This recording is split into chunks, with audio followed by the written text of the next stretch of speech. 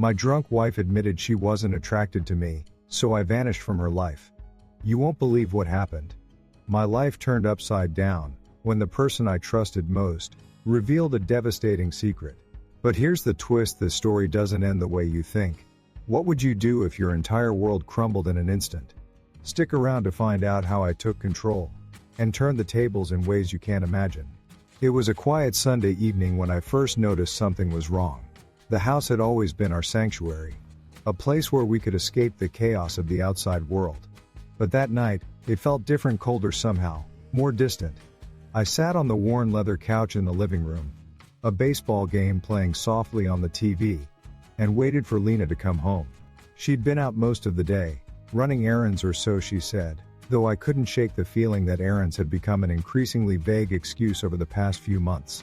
The kids were upstairs, engrossed in a new video game, their laughter and shouts drifting down intermittently, filling the empty spaces in the room. For years, that sound had been my solace, a reminder of everything I worked so hard to provide. Yet that night, even their laughter seemed muted. As if it, too, was fading away. Lena walked through the front door just as the sun dipped below the horizon, casting long shadows across the room. She looked stunning as always. Her auburn hair fell in loose waves around her shoulders, and she had that effortless grace that first drew me to her years ago. But her expression was distant. Her smile faint, a ghost of what it used to be. She barely acknowledged me as she set her purse down on the kitchen counter and opened the fridge, pulling out a bottle of wine. I watched her from the couch, hoping she'd sit down, talk to me, share something about her day. Instead, she poured herself a glass and leaned against the counter, scrolling through her phone. My heart sank. This had become our routine, her absorbed in her own world, me pretending everything was fine. It wasn't always like this. I remember when we first moved into this house, back when we were still young, still full of plans and dreams. Lena had been so excited about the little things: choosing paint colors, picking out furniture, arranging the backyard. She'd twirl around the living room, her laughter filling every corner. Those were the days I lived for, when it felt like the two of us were a team, building something meaningful together. Over time, as we settled into our lives, careers, kids, responsibilities, those moments grew fewer and farther between. I told myself it was normal, that every marriage goes through phases, that we were just busy. But lately, it had started to feel like more than that. There was a distance between us, one I couldn't ignore. The little moments of affection we once shared, a hand on my shoulder as she passed, a quick kiss before heading out the door, had faded into rare, fleeting gestures. I wanted to believe it was just the stress of life wearing her down. My own job had become more demanding than ever. I was putting in 60, sometimes 70 hours a week at the office, and when I came home, I was often too exhausted to do much more than eat dinner and crash on the couch. I thought maybe she felt the same way. Maybe she was just tired, overworked, stretched thin. But as I sat there that night, watching her sip her wine and type furiously on her phone, I knew it was more than just fatigue. There was something she wasn't telling me. I couldn't pinpoint when the shift had started. It wasn't a single moment, but rather a slow, steady drift. The late nights she spent out with friends became more frequent. The mornings when she would get up before dawn to go for a run seemed odd, especially since she was never much of a runner. And then there were the times I'd catch her staring off into the distance, her eyes clouded with a mix of emotions I couldn't read. She'd snap out of it if I asked her what was wrong, plastering on a smile and insisting everything was fine. But it wasn't fine. I could feel it in my bones. I tried to tell myself I was imagining things, that I was reading too much into the little signs. I didn't want to be the guy who doubted his wife, who jumped to conclusions without proof. So I buried my suspicions, focusing on work, on the kids, on anything but the gnawing feeling in my gut. But that night, as I sat there in the living room, unable to tear my eyes away from her, I knew I couldn't ignore it anymore. Something had changed between us, and I had no idea how to fix it. The home we'd built together, the life we'd built together, felt like it was slipping through my fingers, and I didn't know how to hold on. The night started with such hope. I'd been planning it for days, maybe weeks, trying to find just the right time to reconnect with Lena. Things had felt off between us for so long, but tonight was going to be different. I was determined to bring back that spark, that sense of closeness we used to share. I'd called off work early, stopped by the store to pick up her favorite wine, and spent the afternoon putting together a meal I knew she loved. I even cleaned up the dining room and found the good candles, the ones we'd use for special occasions. Everything was ready. All I needed was Lena to walk through the door, see the effort I'd made, and remember what we still had. That's what I told myself. That's what I was counting on. She came home a little later than I'd expected. I'd been sitting at the dining table, candles lit, dinner still warm on the stove, wondering what had held her up, but I didn't let it bother me. When I heard the front door open, I felt a rush of nervous excitement. I straightened in my chair, tried to calm my racing thoughts. She stepped into the room, her heels clicking softly on the hardwood floor, and for a moment I thought I saw a flicker of the Lena I remembered. She was dressed in a sleek black dress, one I hadn't seen in years. It hugged her figure perfectly, the way it always had, and for just a second, I felt like I was looking at the woman I married. My heart lifted a little. Maybe she'd been thinking about tonight too. Maybe this was her way of showing. She still cared, still wanted what we had. I smiled, gesturing to the table, but she just stood there for a moment, looking at the candles, the wine, the plate set out neatly. Her expression didn't change. She didn't say a word. And that's when it hit me she wasn't here to celebrate us. She sat down, poured herself a glass of wine, and didn't look at me as she took a sip. I tried to break the silence with small talk, asked her how her day was, if she'd seen anyone interesting at work. But her answers were short, distant, as if she were reading them off a script. I pushed on, talking about the kids, the weather, anything to fill the awkward space between us. She nodded, smiled faintly, but it wasn't real. Her eyes never met mine. They were somewhere else, far away, and I felt the weight of that distance settle over the room like a heavy blanket. We started eating, but the conversation didn't get any easier. I kept trying to steer us toward happier topics, kept searching for that moment where she'd relax, laugh, and remember that we were still a team. But the harder I tried, the more strained it all felt.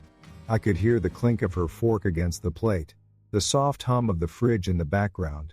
The sound of my own voice felt foreign, like it didn't belong in this room anymore. I was grasping at straws, trying to hold on to something that was slipping away. And then, out of nowhere, she put her fork down and reached for her wine glass. She took a long sip, and let out a sigh. That was when she said it, when she looked up at me. Her voice steady, her eyes unwavering, and said, "Ben, we need to talk." My stomach dropped. Those 4 words hit me like a punch to the gut. I could feel the blood rushing to my ears, the room suddenly spinning just a little. "What's going on?" I asked, my voice shaking despite my efforts to sound calm. She didn't answer right away. She glanced down at her hands, then back up at me, and I saw something in her expression I hadn't seen before. It wasn't sadness, or guilt, or even anger, it was resolve. She had made up her mind, and whatever she was about to say, it wasn't something I could change. "I don't feel the same way anymore," she said quietly, almost gently, as if that would soften the blow. "I've met someone else." The words didn't register at first. I just stared at her, trying to make sense of what I'd heard.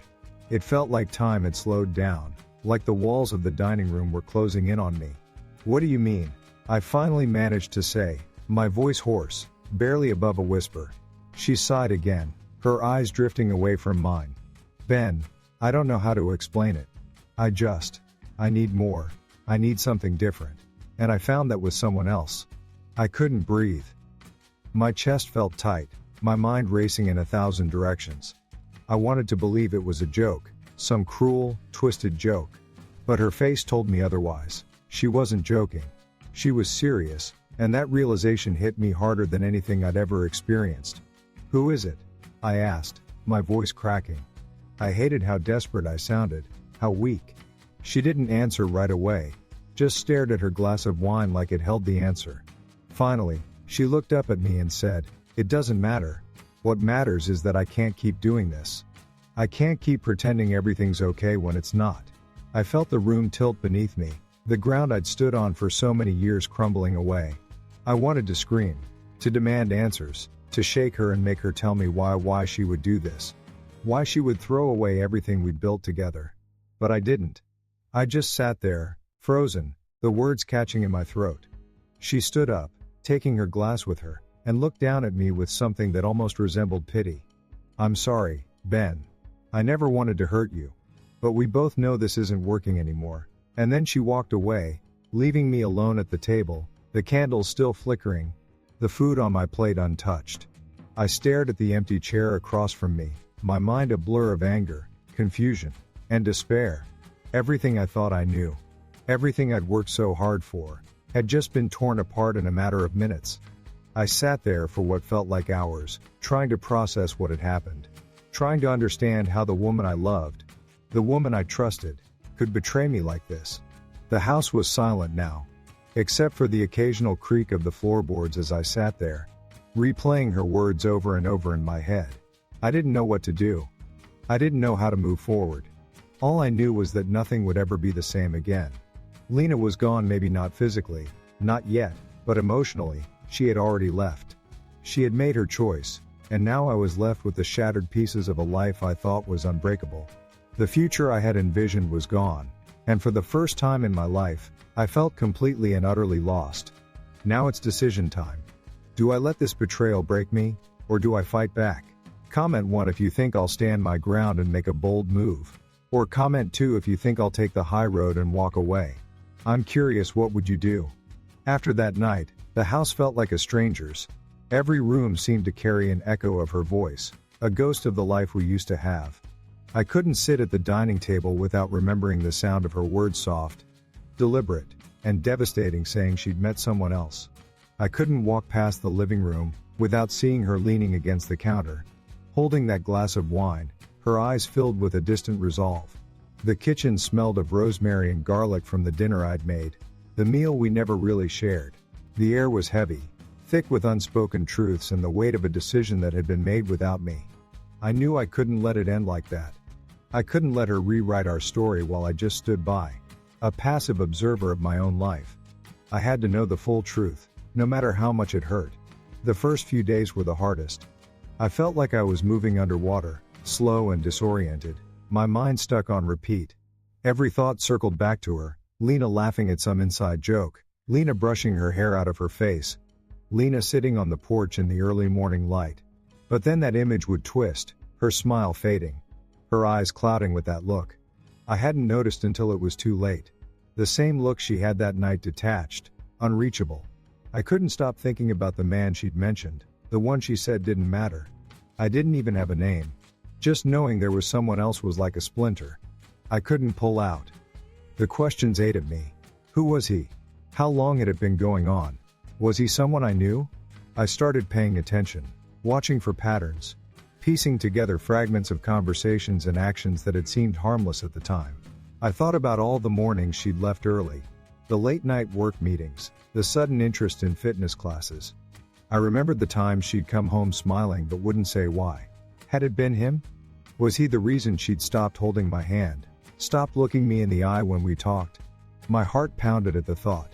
I knew I had to be sure. I couldn't confront her without proof. She'd deny it, downplay it, call me paranoid. But if I had something solid, something undeniable, I could face her. I could force her to tell the truth. That's when I began looking into her phone. I know it wasn't right. It felt like a violation, a line I shouldn't cross. But she'd already crossed it, hadn't she? She'd broken our vows, our trust. I wasn't snooping, I was searching for answers. I waited until she was in the shower one evening and picked up her phone from the nightstand. My hands trembled as I unlocked it, my heart racing like I was about to be caught stealing. I told myself I'd only look at her messages, just enough to see if there was anything there. But what I found was worse than I expected. Texts from someone named S filled the screen. Short messages at first: "Can't wait to see you tonight. You make me so happy." Then longer ones. More personal, more intimate. They talked about meeting at a hotel, about spending weekends together. I read line after line, my chest tightening with every word. My grip on the phone tightened. It felt like holding a grenade, ready to explode at any second. I couldn't read anymore. I couldn't sit there, in our bedroom, holding her phone while she was just a few feet away, oblivious to the storm brewing in my head.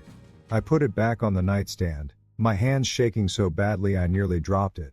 I stepped out of the room, down the hall, into the garage. I needed air, space, anything to stop the room from spinning. My breath came in shallow gasps, my head pounding. I sat on the cool concrete floor, staring at the shelves full of old paint cans and dusty tools. My mind was a mess of emotions: anger, betrayal, humiliation, heartbreak. The realization hit me then, as clear as day. I had to know who S was. I couldn't let it end there. The name wasn't enough. I needed to put a face to it, a life, a connection. I couldn't let this person remain a shadow in the background of my marriage, lurking in the dark, stealing what was mine. I had to find out who he was, how long this had been going on, and why Lena thought she could lie to me for so long. I needed to know every detail, not because it would fix anything, but because it was the only way I could move forward. I couldn't confront her until I knew the whole story. I couldn't look her in the eye and demand answers until I had proof she couldn't deny. Over the next few days, I kept my distance. I acted normal, almost too normal. I didn't want her to suspect anything, didn't want her to think I was onto her. I needed time, and I needed her to let her guard down. I started paying closer attention to her schedule, making mental notes of when she left the house, where she said she was going, and how long she was gone.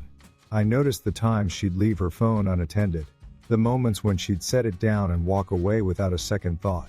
I used those moments to dig deeper, reading more texts, checking call logs, even glancing at her emails. Every piece of information felt like a puzzle piece falling into place, each one bringing me closer to the truth. But it wasn't just the messages that gave her away. It was the way she acted. She was quieter than usual, more distracted. When I asked her about her day, she'd give short, vague answers, and quickly change the subject. If I brought up our relationship, she'd tense up, her body language practically screaming that she wanted to be anywhere else. She spent more time getting ready in the mornings, more time on her phone at night. The signs were all there, and now that I was looking, I couldn't unsee them. My heart ached at every new clue, every confirmation of what I already knew. I knew I couldn't keep this up forever. Eventually, I'd have to confront her. Eventually, I'd have to tell her what I'd found, demand an explanation, and figure out where we stood. But I wasn't ready, not yet. I needed to know more. I needed to be sure that when the time came, there would be no room for her to deny it. I wanted her to see that I knew everything, that she couldn't lie her way out of this. I wanted her to understand the depth of her betrayal, and to feel, even for a moment, the pain she had caused me. As I sat alone one night, scrolling through the messages I'd saved, I felt a strange mix of emotions. I was hurt, yes. I was angry, angrier than I'd ever been in my life. But there was also a part of me that felt determined, almost calm. I wasn't just a victim anymore. I wasn't the husband sitting at home, wondering where his wife was. I was someone taking action. Someone taking control of a situation that had been spiraling out of control for far too long. I knew it wouldn't be easy, and I knew I'd have to face things I didn't want to face. But for the first time since that terrible night, I felt like I had a purpose. I was going to find out who S was, and when I did, I'd be ready for whatever came next. It didn't take long for me to realize that going through Lena's phone wasn't enough. The texts from S were a start, but they weren't the whole picture. I needed something more concrete, something I could hold in my hands and say, this is it. This is the proof. So I started digging deeper. It wasn't a conscious decision at first, it was just a natural progression. The more I uncovered, the more I needed to know. Every time I thought I had enough, another question would pop up. Who was this guy? Where did they meet? How often were they seeing each other? I couldn't stop myself. It was like trying to put out a fire by pouring gasoline on it. The more I learned, the angrier I became, and the more I needed to keep looking. I started keeping notes. Just little things at first: dates, times, locations.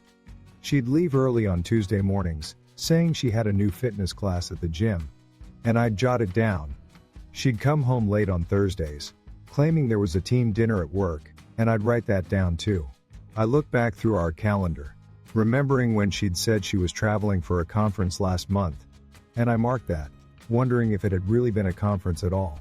I started cross-referencing her texts with these events, trying to see if the pieces fit. Most of the time, they did. It was maddening, the way the evidence stacked up.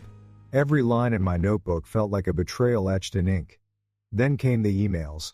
I knew it was crossing another line, but at that point, I didn't care. I figured out her password, something we'd agreed on years ago, when we set up our accounts and logged in one evening after she'd gone to bed. I told myself I wouldn't read everything, just enough to confirm what I already suspected. But once I started, I couldn't stop. There were messages from S, hidden in a folder she'd labeled personal. They were longer than the texts, more detailed, more intimate. He called her Elle and wrote about how much he missed her, how he couldn't wait to see her again. He mentioned a cabin in the mountains, a trip they'd taken while I thought she was on a business retreat. My stomach churned as I read each line. The more I saw, the more I understood just how far this had gone. It wasn't just an affair, it was a relationship. He wasn't just some fling. He was part of her life now, part of her routine. And I had been completely in the dark. I started to wonder if I'd been blind, if I'd ignored the signs on purpose. I thought back to all the times I'd told myself, it's just a phase or she's just stressed.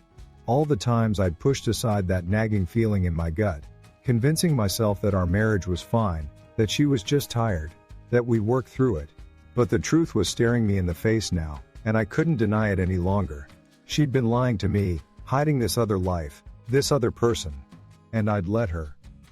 I'd given her the benefit of the doubt every single time. Because I couldn't imagine that she would do this. I couldn't imagine that she would betray me so completely.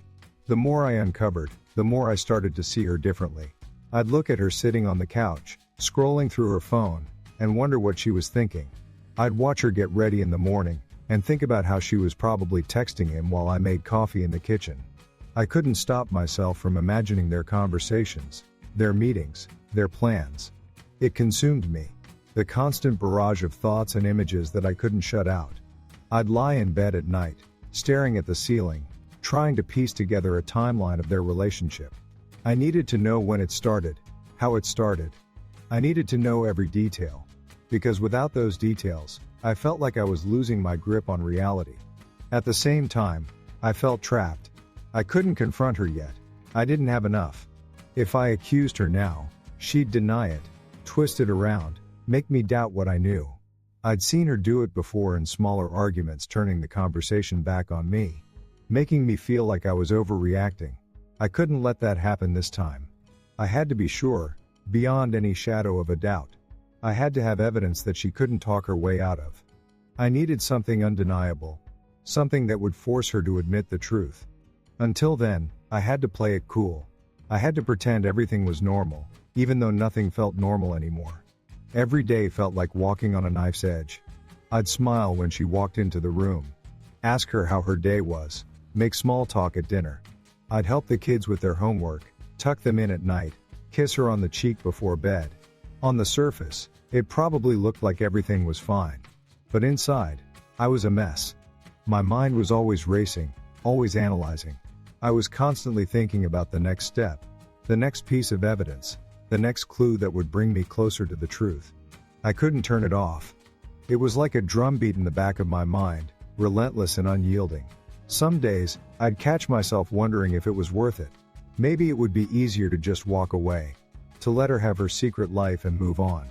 But I knew I couldn't do that. I couldn't let her win, let her rewrite our story without a fight. I needed to know everything, because without that knowledge, I felt powerless.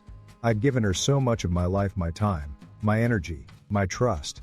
I couldn't just let her take the rest without a fight.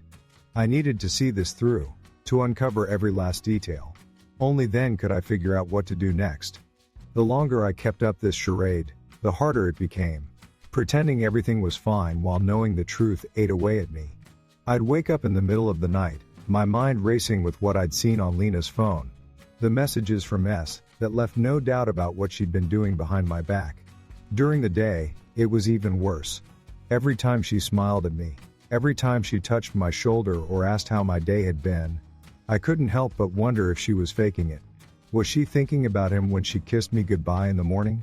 When she sat across from me at the dinner table, her eyes flicking to her phone every few minutes? Was she waiting for a text from him? It was enough to drive me crazy. I started noticing details I'd never paid attention to before. She'd put more effort into her appearance before leaving the house, subtle things.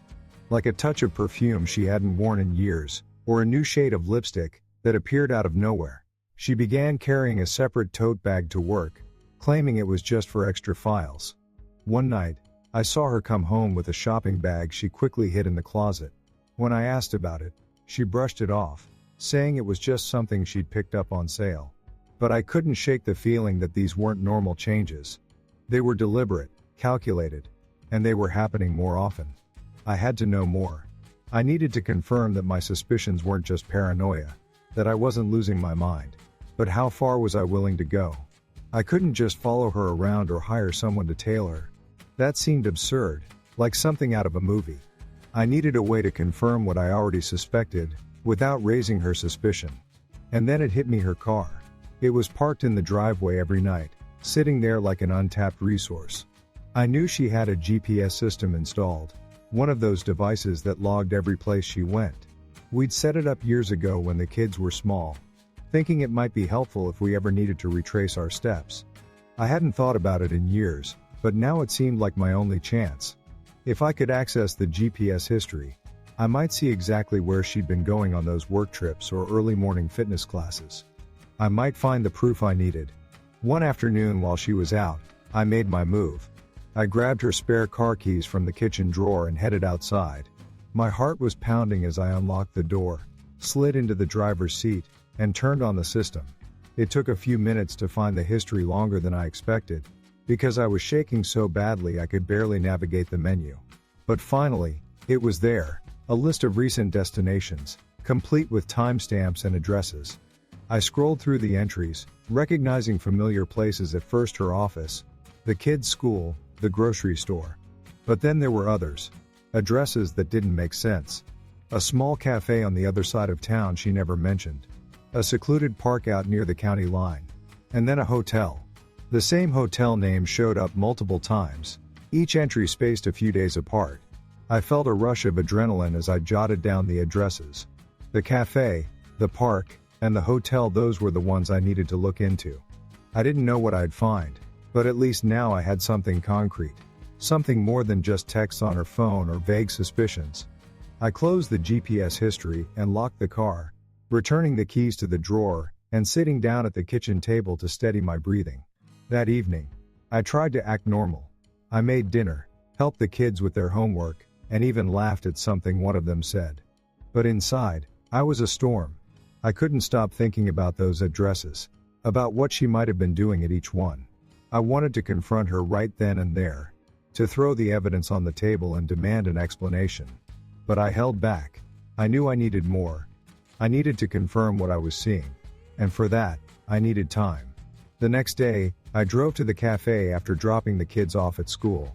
It was small, tucked away in a corner of a strip mall I'd never noticed before. I parked across the street and watched for a while, hoping I'd see something that would give me a clue, maybe her car pulling up, or someone who looked familiar. But after an hour, I had nothing, just a handful of strangers going in and out. Still, it felt significant. She'd been here more than once, and she'd never mentioned it. Why? I moved on to the park. It was even more secluded than I expected, just a few picnic tables, a small trail leading into the woods, and a parking lot that was mostly empty. I couldn't imagine what she'd be doing here. Meeting him? Going for walks together? I walked the perimeter, looking for anything out of the ordinary, but found nothing. Still, the fact that it kept showing up in her GPS history told me it meant something. Finally, I drove by the hotel. My stomach churned as I saw the sign, a mid-range chain I'd driven past dozens of times without a second thought. Now, though, it felt like enemy territory. I didn't dare go inside or even park too close. I just sat in my car down the street, staring at the building. She'd been here, multiple times. She'd lied about it, made up excuses, and come here anyway. I knew it wasn't for a business meeting or a girls' night out. I knew what it meant. By the time I got home that afternoon, I felt like I'd crossed a line I couldn't uncross. I had more questions than answers, and yet the pieces were starting to come together. She'd been to these places for a reason. The texts, the emails, the hidden addresses, they were all connected. The picture wasn't complete, but I could see its shape forming, and I knew that once I had the full image, there would be no going back. I couldn't ignore it anymore. I couldn't pretend I didn't know. But I still wasn't ready to confront her. Not yet. Not until I had the final undeniable proof that would force her to tell me everything. Only then could I face her. Only then could I finally understand why she'd done it. And what I needed to do next. As the days passed, I felt the tension inside me growing unbearable. Every time Lena walked through the door, every time she sat down next to me on the couch, I had to fight the urge to confront her. My stomach twisted with the weight of everything I knew, everything she didn't realize I'd discovered. It was like living with a stranger. On the surface, everything seemed fine. We still ate dinner together, still talked about the kids, still went through the motions of a married couple. But I couldn't look at her without wondering what lies were hidden behind her words. I watched her carefully, searching for any change in her behavior, any telltale sign that she suspected I was onto her. But she never flinched. She seemed perfectly at ease, while I felt like I was falling apart. I spent every free moment combing through the clues I'd gathered, the texts, the emails, the addresses from the GPS. I'd sit in the garage with the door closed, flipping through my notes and reading the messages, trying to piece together the timeline. Each detail painted a clearer picture of her betrayal, and yet it still felt surreal. This was the woman I'd loved for over a decade, the woman I'd trusted more than anyone. And now I couldn't trust a single word she said. One evening, after putting the kids to bed, I sat on the back porch with a beer in hand, staring out at the yard. The warm glow of the porch light barely reached the edges of the lawn, and the darkness beyond felt heavy, oppressive. I thought about the cafe, the park, the hotel. I thought about how easy it would be to follow her, to see for myself where she went when she left the house. But what would I do if I caught her in the act? What would I say if I saw her with him? The thought made my chest tighten. I didn't know if I could handle that kind of confirmation. Knowing the truth was one thing, seeing it was another. Still, the need for answers gnawed at me. I couldn't stop myself from checking her phone whenever she left it unattended. I'd wait for her to head upstairs, then grab it off the counter and scroll through the messages.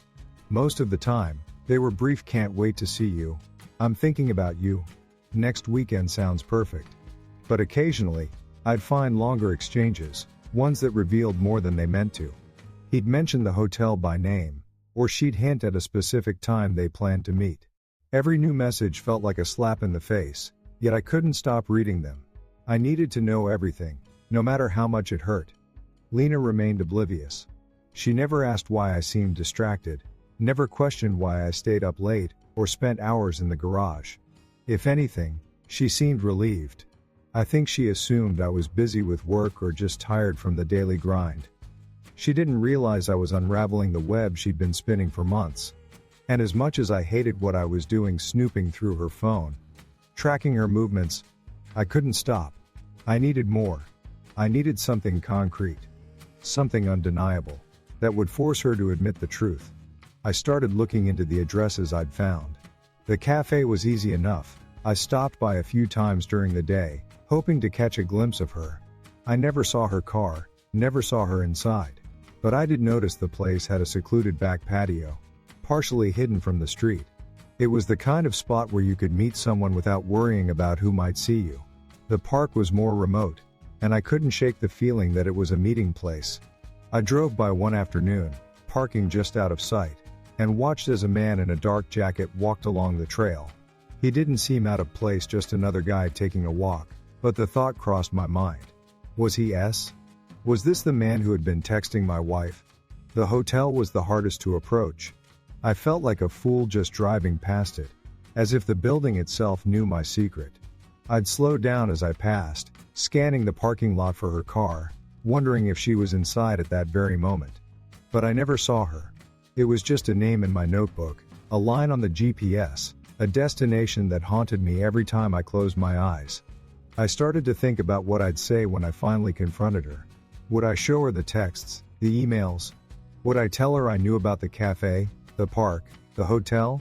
Or would I wait for her to slip up, to give me an opening? I played out the scenario in my head 100 times, imagining her reaction. Would she cry? Deny it? Beg for forgiveness? Part of me wanted her to confess, to finally be honest so we could stop pretending. But another part of me wasn't ready to hear it. I didn't know if I could handle the finality of her words. One night, as I lay in bed staring at the ceiling, I realized how exhausted I was. Not just physically, but mentally. I was worn out from the lies. From the waiting. From the constant knot of tension in my chest. I wanted it to be over. I wanted to know the truth, even if it meant everything would fall apart. I wasn't sure how much longer I could keep up the act, but I also wasn't sure what I'd do once I had the answers. The evening I decided to confront Lena was one I'll never forget. The kids were staying at my parents' house for the night, which meant we were finally alone, no distractions, no excuses. I knew it was now or never. I sat in the living room, waiting, my heart pounding so hard it felt like the walls might echo the sound. I had gone over it 1,000 times in my head, rehearsing what I'd say, how I'd approach it, how I'd hold back the rage that had been building for weeks. I told myself I'd be calm, rational, that I'd focus on the facts. But as the clock ticked closer to the moment, I could feel the anger boiling just under the surface. When she walked through the door, I could tell right away that she wasn't expecting anything. She smiled at me, that same easy smile she'd been giving me for months, the one that felt more like a mask than an expression of love. She set her purse down on the counter, her phone in her hand as usual, and asked how my day was. I could barely answer. My mouth was dry, my throat tight. For a moment, I almost backed out. I almost let her go about her evening.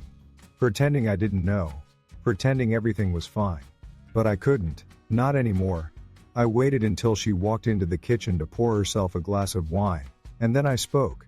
"Lena," I said, my voice steady despite the turmoil inside me, "we need to talk." She turned around, her eyes narrowing slightly as she saw the look on my face. "What's wrong?" she asked, her tone cautious but not yet defensive.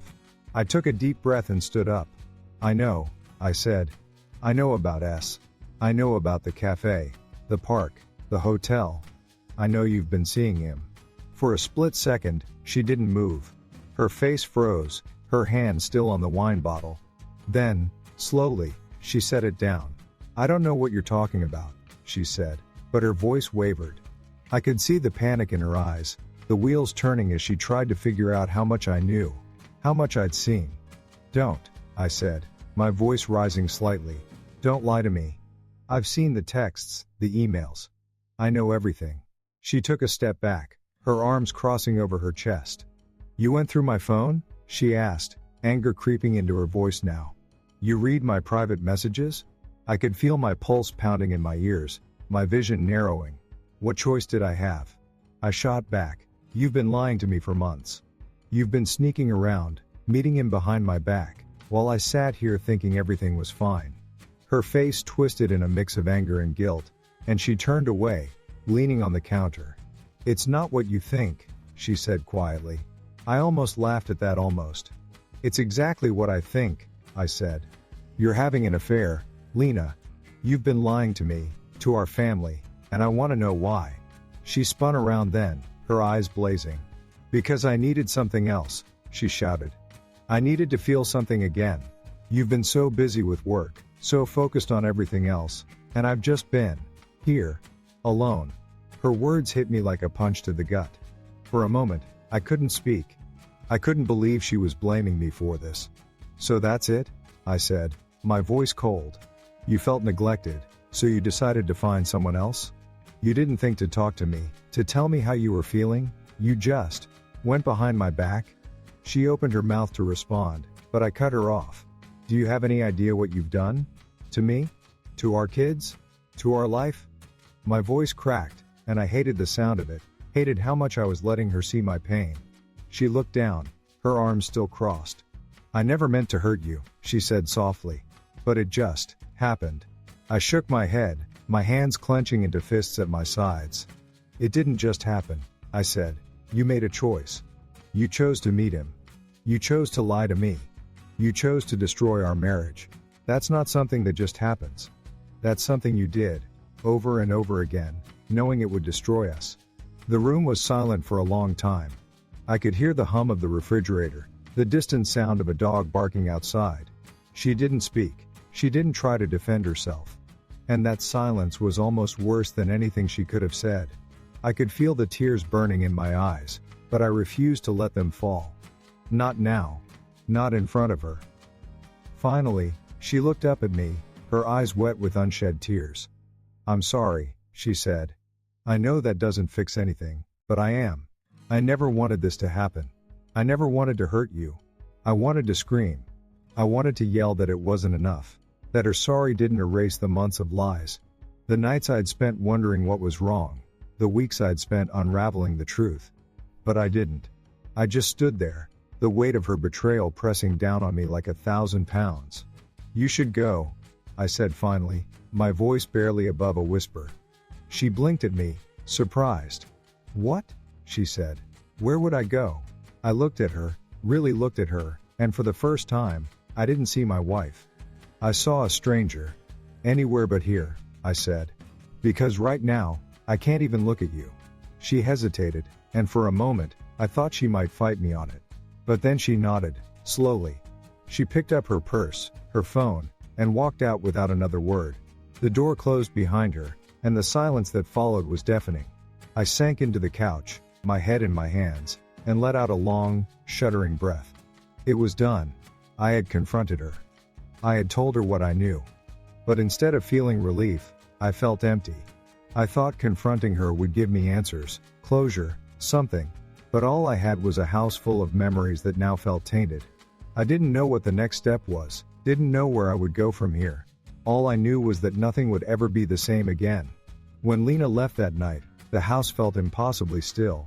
It wasn't just quiet, it was suffocating. Like the walls themselves were holding their breath. I stayed on the couch for hours, staring at nothing, trying to process what had just happened. I had confronted her, made her face the truth, and she didn't even try to fight it. She admitted everything. Yet, instead of feeling vindicated, I just felt hollow. All those weeks, months, spent piecing together the clues, waiting for the right moment to call her out. And now that it was done, I had no idea what to do next. I stood up and started pacing the living room, my feet sinking into the plush carpet we'd picked out together years ago. Every object in the room seemed tainted now. The family photos on the mantle, the anniversary gift she'd given me last year, even the couch cushions, each one carried a memory that felt like a cruel joke. I picked up one of the photos, a picture of us at the Grand Canyon, the kids perched on the edge of a rock, both of us smiling at the camera. At the time, it had felt like a perfect day. Now, all I could see was how many lies had already been buried under those smiles. I set the photo down and walked into the kitchen. The bottle of wine Lena had opened earlier was still on the counter, half full. I poured a glass, hoping it would steady me, but as soon as I took a sip, I felt the lump in my throat swell again. I put the glass down and leaned against the counter, closing my eyes. My head was spinning with everything she'd said, her weak excuses, her half-hearted apology, the way she tried to shift the blame onto me.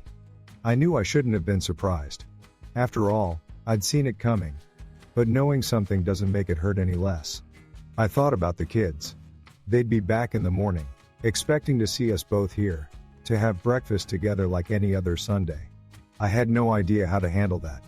What was I supposed to tell them? That their mom wasn't here because she'd betrayed me? Because she'd been lying to me for months? The thought of their confused, heartbroken faces made my chest tighten. I knew I'd have to keep it together for them. No matter how angry or hurt I was, I couldn't let them see it. They deserved better than that. I ran a hand through my hair and forced myself to think clearly. This wasn't the time to fall apart. I needed to figure out what came next, how to move forward. I couldn't let her betrayal define me, couldn't let it control my life. But it was easier said than done. Every time I thought about her leaving the house, her walking out that door without a backward glance, I felt like the floor was shifting under my feet. How did we get here? How did everything fall apart so fast? I wandered back into the living room and sat down again, my head in my hands. I tried to think about what she'd said, about the way she looked at me when I confronted her. She didn't deny anything, but she didn't show much regret either. That was what bothered me the most. It was almost like she'd been expecting it, like she'd already made her peace with the consequences.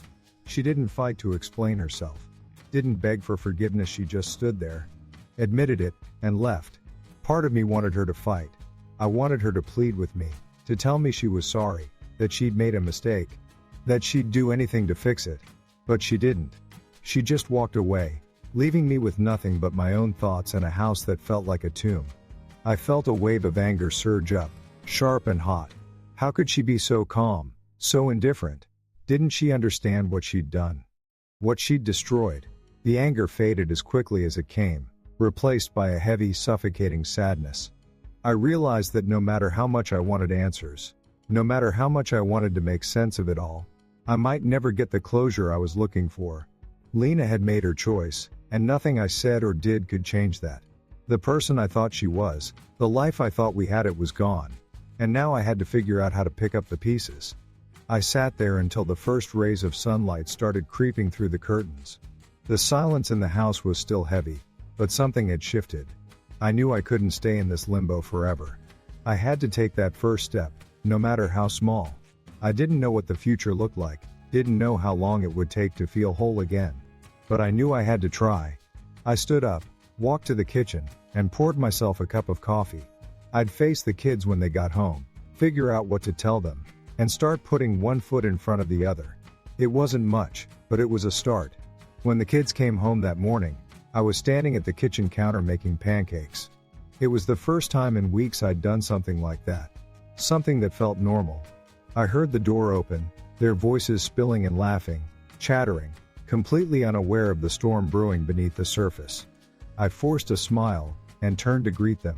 "Hey, guys," I said, flipping a pancake onto the growing stack. "How was Grandma's?" "Good," my daughter said as she dropped her bag by the table. My son followed close behind, already heading for the syrup. They didn't seem to notice anything was off, and I didn't give them a reason to. For the next hour, I focused on them talking, joking, asking about their weekend. It felt good, even though part of me felt like I was holding my breath the entire time. I didn't want them to see the cracks. I didn't want them to feel the weight of what I was going through. Once they were settled with cartoons in the living room, I retreated to the porch. I needed air, a moment to think. The truth was, I still didn't know what to do next. Lena hadn't come home, and I hadn't called her. Part of me hoped she'd come back so we could talk, but another part of me didn't know what I'd say if she did. I felt stuck between wanting to fix things and knowing I couldn't, not without tearing myself apart in the process. I looked out over the yard, the swing set, the garden she used to tend. Everything felt different now, as if the house itself had changed. I kept thinking back to our confrontation, her words, her expression. It wasn't anger or defiance I'd seen in her eyes. It was resignation. She'd already decided to let go, to walk away. She just hadn't told me until I forced it out of her. I hated that thought. I hated the idea that she'd been living a separate life, making decisions that would destroy us, while I'd been here, clueless. It made me question everything, every memory, every promise, every moment we'd shared. How much of it had been real? How much of it had been a lie? The kids called me back inside, and I snapped out of my thoughts. I had to focus on them. Whatever was happening between Lena and me, they didn't deserve to feel the fallout. They deserved stability, love, and support. That meant I had to keep it together, at least for now. The days that followed felt like walking on a tightrope. I went to work, took care of the kids, handled the daily tasks that had to be done. But underneath it all, I was constantly on edge, waiting for the other shoe to drop. Would Lena come back? Would she call? Would I be ready when she did? The not knowing was the hardest part. It was like living in a state of constant suspense, never sure what was coming next. Then, one evening, the phone rang. It was her. I stared at the screen for a long moment, my heart pounding. Finally, I answered. "Hello," I said, trying to keep my voice steady. "Hi," she said.